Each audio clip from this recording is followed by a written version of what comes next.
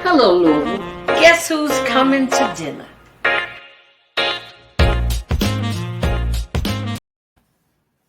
Hello, Louisville. It's Friday. It's 4th of July weekend, and we got fireworks in the house. This is going to be, should be an exciting weekend. This is one of the first weekends that it seems like the whole country is ready to celebrate.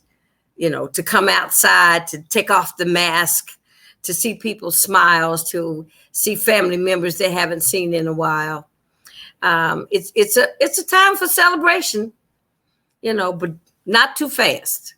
Because now you see some other little variants and stuff are lurking around in the dark.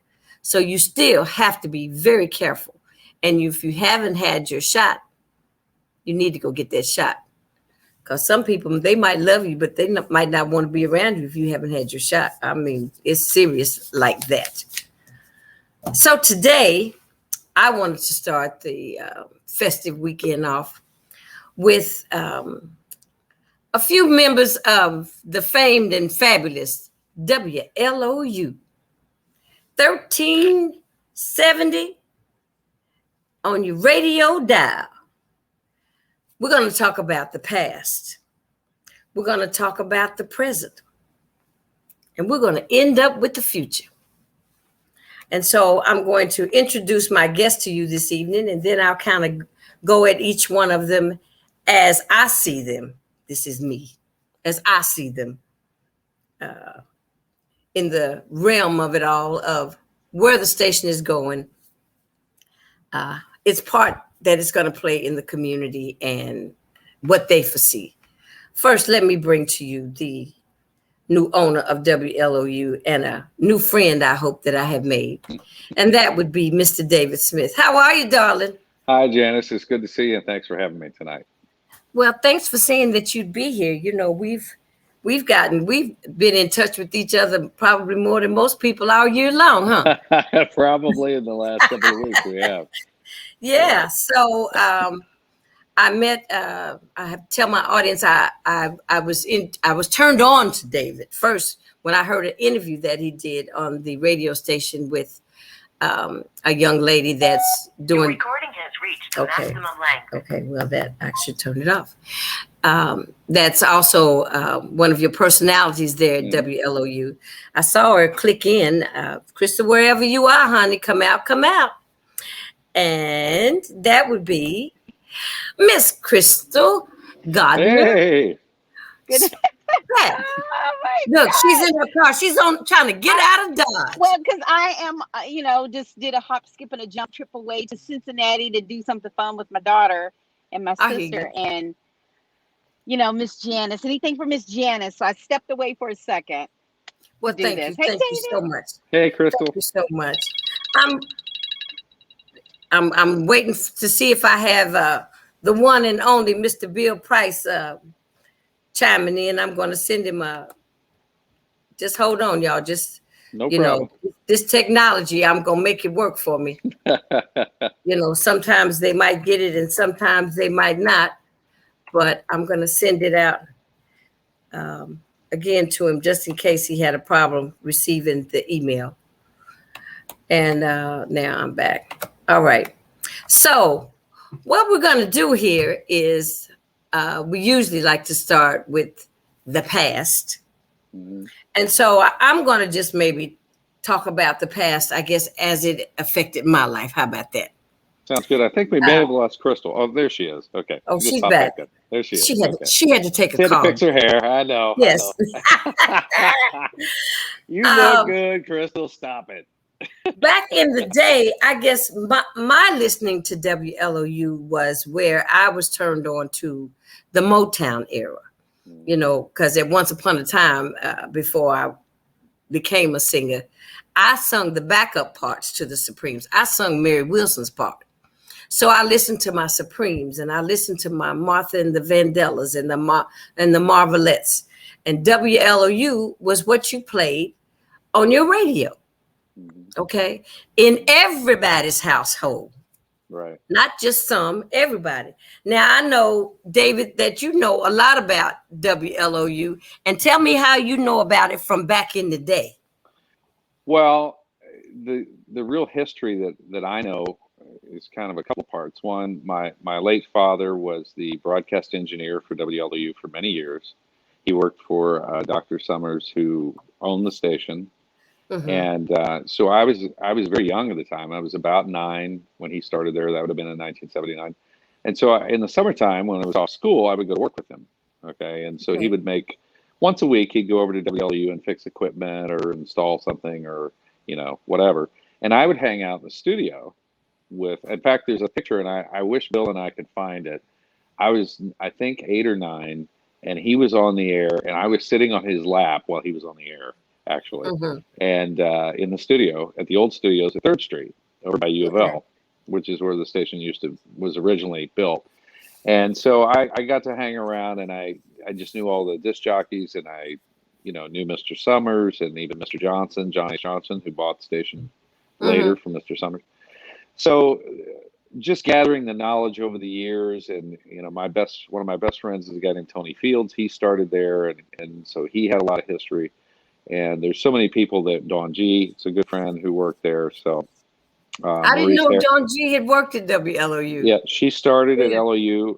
Maurice Herod was there. Maurice actually gave me my first FM radio job, and he was there, and so and actually there's a couple of people that are still with us. Bill Price is still there. He's in sales now, and Vivian Ogburn, who's my business manager for our entire company, I went to high school with Vivian. Yeah, Vivian's great. So she actually works side by side with me. She's our corporate business manager now. So anyway, that's how I know a lot of the history. But going back, I mean, the station came on some 70 plus years ago.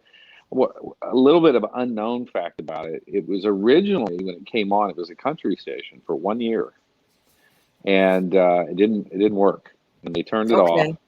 And a guy named Mr. Ronceville bought it and turned it back on as an African American station, and that was in the early 50s. Okay. And Ronceville was a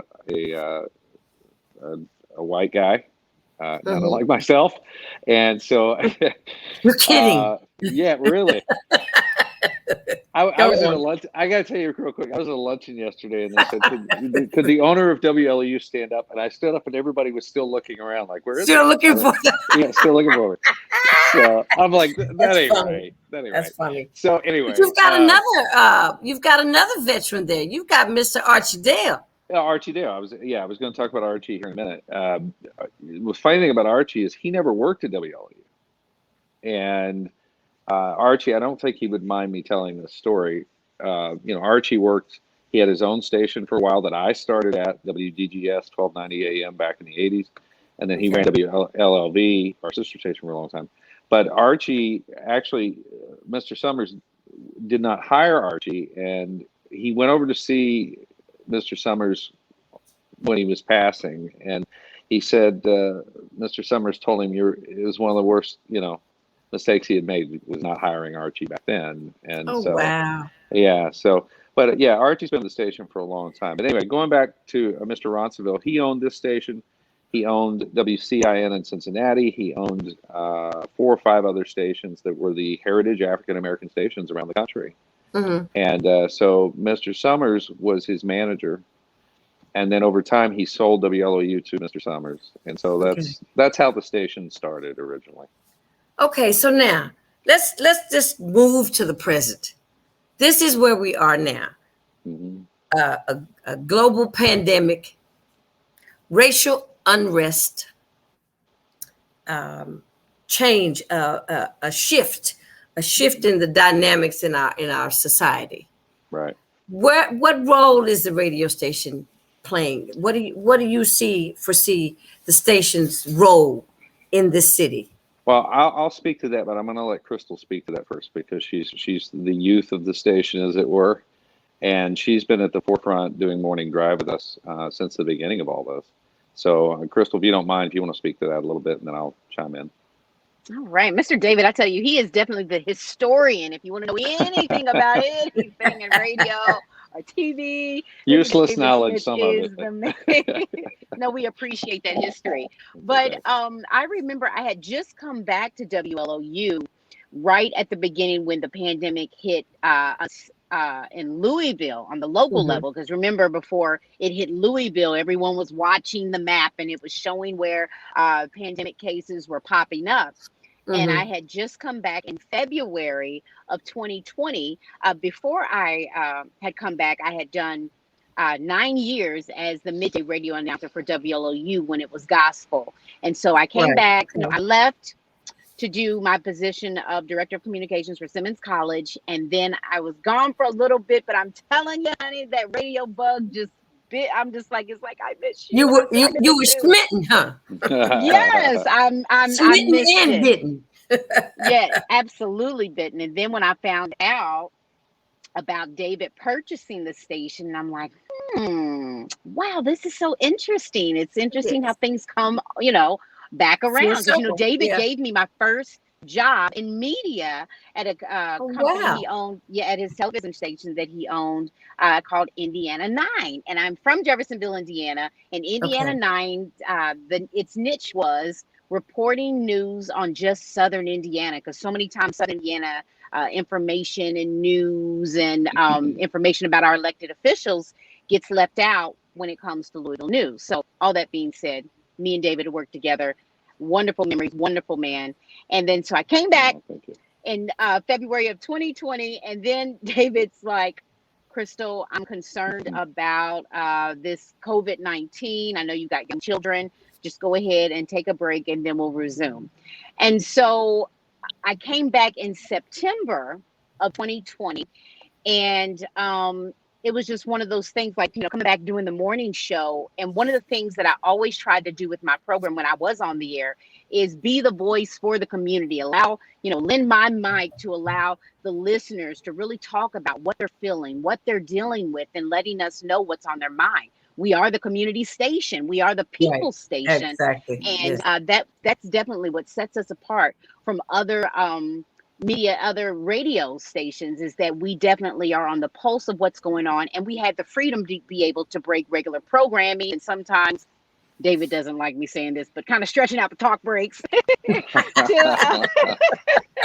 to have the discussions, but basically to kind of always try to check on what's on the minds and the hearts of the people. And we tried to do that. We tried to have conversations to see what people were feeling, what was going on with the Breonna Taylor. I think that's when was that when you, around that time when the Breonna Taylor decision was getting ready to come back, and then just talking about the pandemic and how it affect our communities and things like that. But Yeah, one of the definitely. things we did, not to interrupt, Krystal, that during Breonna Taylor was, it was very critical, and that the community heard what was going on, Yeah. especially for the voice of the family. And Mhm. so, the local television stations all broadcast the press conferences and things that went on. Right. But I can't say for sure, but I think we're one of the very few couple of stations that may have carried all of it, if not the only station that did. We Okay. would break programming when we partner with Wave TV, and Okay. Ken Savaji and who's the manager over there is great, and we work with him. So if they have breaking news that concerns the African American community, we stop the music and break in, and we rebroadcast what's going on. And that was very. You'll remember this, Janice, because back in the day, WLOU had a full-time news department, and so they Yeah. had hourly newscasts, local newscasts.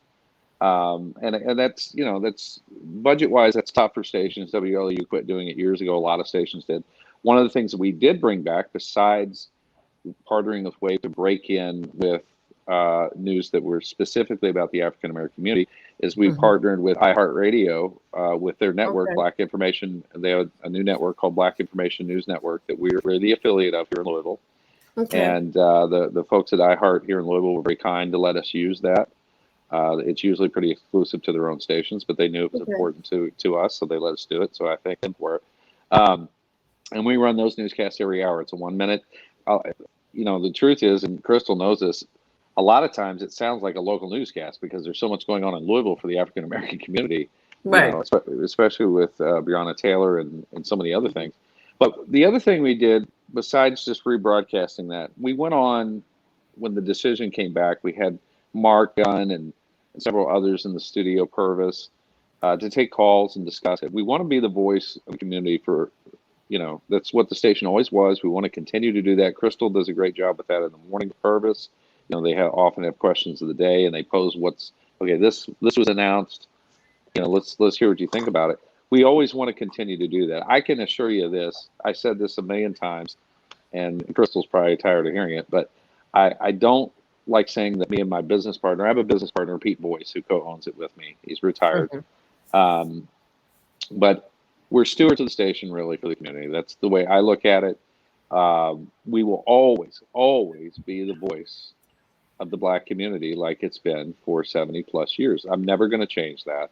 I can promise the community that as long as I'm alive. I can tell Thank you. you very much. We appreciate that. We applaud you for that. So, Thank you so much.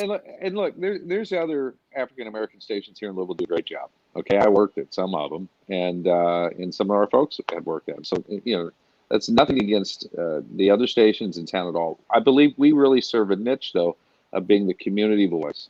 That is right. people's, and so I chose to call it the People Station. That's our slogan because of that. And I wanted the community to know. And listen, we have a lot of Anglo listeners. WLOU always did. Right. So I can't tell you how many people come up to me, black, white, and other, of hey, I love hearing the way it used to be, or close to it anyway. So we're committed to the community, and people like Krystal and Purvis and Mark Gunn, who has been such a voice in the community for many years, and Angela, Bill Price's wife, Angela Lee, who does middays. So that's what we're planning to, that's what our plan is for the future. We just kind of reimagined the past, if you will, and said, okay, let's make the station sound modern. Right. And that was part of my goal, was to, we built new studios, we put in new equipment to make it sound better. I have to come visit. Well, you mentioned 1350 is our AM frequency, but we're also on the FM dial at 104.7. Well, that just shows my age, David. That's okay. That's what they used to say, was 1350. After I said it, I said, is it still 1350? Yes, it is. It still is. And we do not go off the air at night anymore. It's so funny. People that are over the age of 40 will always say, you were mentioning it earlier, Janice, that at nighttime we would play Lift Every Voice, or better known as the Black National Anthem. Black National Anthem. And we'll go off the air. And Krystal remind me that I think we need to play that every morning, a little piece of that at least. That would be so amazing. That would be so wake up to that. Yeah. Wake up to that, because I think it was such a little David Anderson would turn the station on and Lord have mercy. Yeah. Can I share something that happened that was so dynamic today, and it really shows the power and reach of our radio station. So I was talking about, and this is the current banter that was going on in our community, that Charles Booker announced on yesterday at a press conference that he was going to be throwing his hat into the ring, and he was going to be pursuing the Senate seat, going up against Senator Rand Paul. Right. And so a lot of people were there at the press conference yesterday. And then a picture of Christopher 2X appeared alongside Senator Rand Paul. So quickly, everyone began to think, and I'm not going to lie, I got caught up in that too, thinking, well, why is Christopher 2X at an event with Senator Rand Paul? And then speculation began to grow that he was supporting Senator Rand Paul. Right. And so we began to have this conversation this morning on the air. And then I said, we know Christopher 2X. He's a friend of the station. Let's get him on the phone to figure out what was going on. Tell us the real story. So we went to our music break. All of a sudden the phone rings. And as the phone is ringing, I'm reading an article, and it says that Gene West has been appointed the president of the Rotary Club for the first time in the Rotary Club's 101 year history. And Christopher 2X was there as a request from Gene West to talk about his presidential pardon and how Senator Rand Paul helped with that. So it was something totally different. Guess it was, and real quick, station? I was there actually. It was a Rotary Club meeting, is what it was. And Jean West, who's I've known Jean for years. You know, she was at WHS TV for years. Great lady, and I'm so proud that she got that opportunity. But when Chris was speaking, when Christopher Duex was speaking, they invited me because I David, you gotta let her finish telling her story. Oh, okay. Well, I was just going to tell you. Chris made a point real quick. Made a point that he wasn't there politically. So I just wanted to say that. Go ahead. Okay. So the surprise was as soon as that's okay. The surprise was as soon as I finished reading the article, I see Purvis talking on the phone to someone, and I'm like, was that Christopher 2X? It was Jean West. Jean West is an avid listener of the radio station, and she called in to clear it up for us. And so we went ahead, put her on the air, and she went ahead and told the story. And I'm like, man, this is great radio. But moments like that, I live for an opportunity to talk about what is going on here locally. I mean, because I believe, David, we are among one of the only I know WDJX has a local morning show, but for us to have a live local morning show, that's what kind of gives us an edge. It's rare. There's a couple of stations, 99.7, 106.9, 107.7. But ours seems, but WLOU sounds like it's kind of interactive. It's live. It's in real time. Let's put it like that. It's not reality radio, but it can happen in real time because that's how connected the community is to the station. Well, it's often said that radio is the original social media. Okay. Oh, absolutely. And so, and Krystal does a good job of tying those things together. Well, I hadn't heard the story until just now. I just wanted to make. I was trying to clear up, but I didn't realize there was. Gene had invited several people to be there, and Chris and Rand Paul both were great together. They had worked on something together. I had no idea they were friends, but Chris said, "Hey, look, Christopher 2X didn't know that they were friends either." Well, they've been friends. But I'm just being facetious. No, I mean, he gave him. He helped get the pardon for him, and I think that was his way of trying to show the Black community of his being receptive to us. But what I would say is that Chris has known him for 9 years, and he made that clear. And he said, I'm here because of that, the pardon and some other things that they worked together on. But he did say Rand Paul had never asked him to do any political things for him. So I thought that was a fair thing to say. Okay. And but anyway, I'm glad Mr. Booker is running. I think that's great. I heard that. I didn't know he was announcing that yesterday. I think that's wonderful. I've met him. So I wasn't there as a supporter politically. I was there for Jean with the Rotary Club, just to be clear on my side. Wonderful. And she said that it was just a coincidence. She said they had that specific date planned since December. And so it was just a coincidence that both of those events were held on the same day. That's and it funny. Just kind of said, so. Who'd have thunk it? Who'd have thunk all that like coincide with each other? Right. But we were able to clear that up for the community. That's good. It's WLOU is I was saying to David earlier, I said it is one of the main sources of our information. WLOU and the Louisville Defender, naturally, that have been around, and people like me, even though at my young tender age, I grew up with both of them. And how important they are to have in your homes, for even now that even you came back to the old school, right? Even though the gospel was fine, but even there was gospel when they first started before. Didn't the gospel come on after 6 o'clock or something like that? When they would come on the air, little David Anderson would come on, and they would do gospel in the morning to till about 10 a.m. And then there was a woman named Brenda Banks, 20th Century Fox, what I think they called her, and she did middays, and Bill was afternoons. And then later, Tony Fields took over. Little David came on earlier, and so they were doing regular programming at 6 a.m. And at one point, Tony, there was an article written about him in the USA Today. It was back in the 80s. That he had the biggest morning ratings in Louisville on WLOU, and it was some of the biggest ratings that an African American station had ever had in the country. And so USA Today did an article about WLOU and Tony about that. So You know, and Bill Price played a big part of that. Bill was, you know, the program director for many years for the station, and so we're all students of Bill in our own way. You know. Well, I was looking for him to be a part of this conversation. That something must have come up. Yeah. But you know, Bill Price, we have in common is Bill Price and myself are both in the Beach-a-Terracian Club. Gotcha. You know, both born in Beach Terrace, and there's a group where every year there's a reunion, but there's the old school Terracians. I say Beachitarians. It's cool for me. Right. But I was looking forward to him being on, and I wanted to say that the three of you and Mr. Dale is like that. When they say Kentuckiana, this is like an example of Kentuckiana.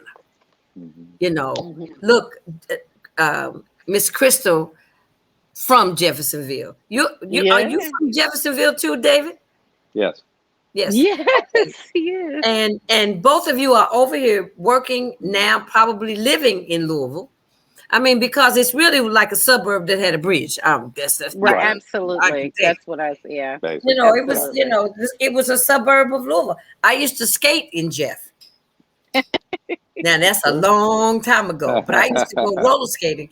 But you could take a bus downtown to 4th Street, and then you get on the Jeffersonville bus to go to the skating rink.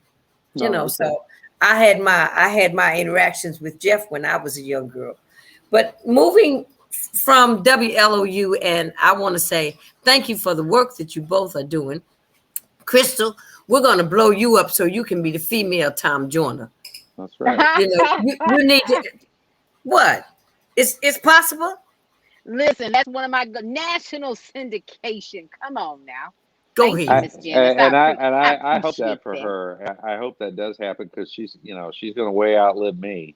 So well, I was just introduced to Krystal from you all's interview. Yeah. On the radio station.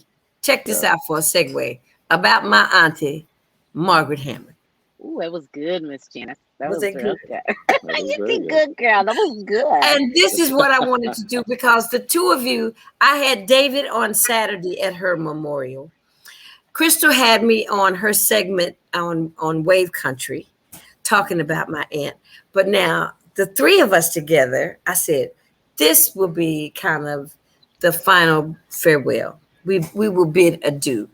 And I just would like maybe, Krystal, for you to say, give it a remembrance of my aunt, and David, you do the same. And I'll do the same. And then I'm going to let you all go to dinner somewhere because I know you said Jess did this for you and you might be holding us too long. But I want to close out the show with a remembrance of Margaret Hammond. Well, I'll start first. Miss Hammond was actually my first Black teacher. She was my teacher. I was in the 2nd grade at North Haven Elementary School, and she was my 2nd grade teacher. And, you know, growing up in Jeffersonville, but mostly everything we did was in Louisville, and I grew up in church. And so she had a little bit of that auntie vibe, you know what I'm saying? And so it was so cool. Someone that looked like my auntie or someone that had the same vernacular as me, the same flair as people that I went to church and grew up with. This woman is standing at the front of the class and she's my teacher. That really left an impact on me. And not only that, but I remember the love all of the kids had for Miss Hammond. I can remember when it was our downtime to do our work, all the girls would crowd around her and they'll touch her earrings or try to touch her hair or just wanting to be up under her. And I'm like, wow, and I'm thinking in my head, she's kind of like Oprah. And she was just the coolest. That's funny. I mean, she was just the coolest. I remember when Electric Slide first came out and we would be out there during recess and she'd be teaching us some moves. And I remember the Cat in the Hat parade and she would get in this black bodysuit with this banging body. Oh my gosh. I'm like, this woman is just. She's a school teacher? Right. School teacher, like it was unheard of.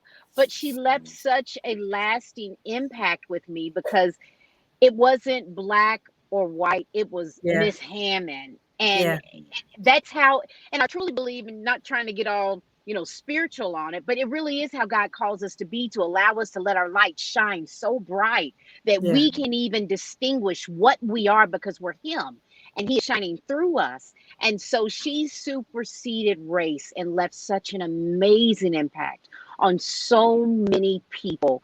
And her love is definitely the gift that'll keep on giving, because I think she inspired David to do things. She inspired me to come out of my shell. And I mean, her, just the gift goes on. Wow. And her favorite color that she wore was black and white.